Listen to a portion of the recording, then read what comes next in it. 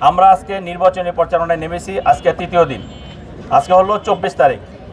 আমরা দীর্ঘদিন নির্বাচন থেকে বঞ্চিত ছিলাম, আমরা গণতন্ত্র থেকে বঞ্চিত ছিলাম, আমরা সাধারণ মানুষের কাছে যেতে পারিনি। সাধারণ মানুষকে আমরা রাজনীতি করি, আমাদের মূল কাজ হলো সাধারণ মানুষকে নিয়ে কাজ করা।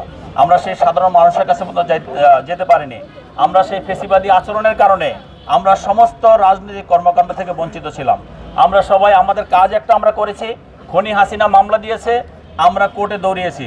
খনি হাসিনা মামলা দিয়েছে, তারপর পেটোয়া বাহিনী আমাদেরকে ধরে নিয়ে এসে আমরা জেলখানায় বসে আছি। এটাই ছিল আমাদের নিত্যদিনের সঙ্গী। আমরা সেই সঙ্গীকে উপেক্ষা করে আমাদের নেতা জনাব তারেক রহমানের নেতৃত্বে দীর্ঘ 17 বছর আন্দোলন সংগ্রাম করে বাংলাদেশের সমস্ত মানুষকে ঐক্যবদ্ধ করে বিএনপির চেয়ারম্যান জনাব তারেক রহমান গত 5ই আগস্ট বাংলাদেশের মানুষকে গণতান্ত্রিকভাবে এবং ভোটাধিকারের জন্য উন্মুক্ত করেছেন।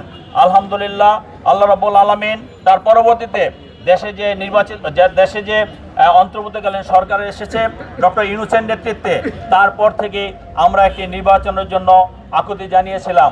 আর আকুতি কেন জানাবো না, আমাদের অনেক প্রাণের বিনিময়ে, আমাদের অনেক নেতাকর্মীদের টানা তৃতীয়বার অর্জন করেছে দেশের সেরা সুপার ব্র্যান্ড স্বীকৃতি পরিশ্রমের বিনিময়ে এবং অনেক নেতাকর্মীদের নির্যাতন নিপীড়নের বিনিময়ে আমরা যে স্বাধীনতা পেয়েছি, গণতন্ত্র পেয়েছি, আমরা যে ভোটাধিকার পেয়েছি, তার জন্য তো আমরা আকুতি জানাবো, এটাই স্বাভাবিক।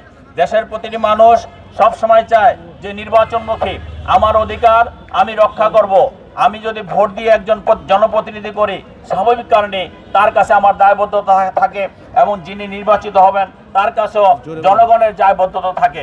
তাই সেই জন্য আমরা এই দায়বদ্ধতা থেকে আমরা জনগণকে উৎসাহিত করেছি, জনগণকে উদ্বুদ্ধ করেছি, জনগণকে আমাদের প্রতিটা কর্মকাণ্ডে আমরা আমাদের সম্পৃক্ত করেছি। সেই সম্পৃক্ততার কারণে খনি হাসিনা, এই ফ্যাসিস্ট হাসিনা বাংলাদেশ থেকে পালিয়ে যেতে বাধ্য হয়েছে। পালিয়ে যাওয়ার পরে স্বাভাবিক কারণে যেটা বলছিলাম যে আমাদের সেই কাঙ্ক্ষিত নির্বাচন ঘোষণা করেছে আগামী 12ই ফেব্রুয়ারি। আমরা নির্বাচন কেন করব? আমাদের টার্গেটটা কি? আমরা কি করতে চাই? আপনারা দেখেছেন গত 25শে ডিসেম্বর বিএনপির চেয়ারম্যান জনাব তারেক রহমান যখন বাংলাদেশে এসেছে, তিনি কিন্তু কিছু কথা বলেছেন।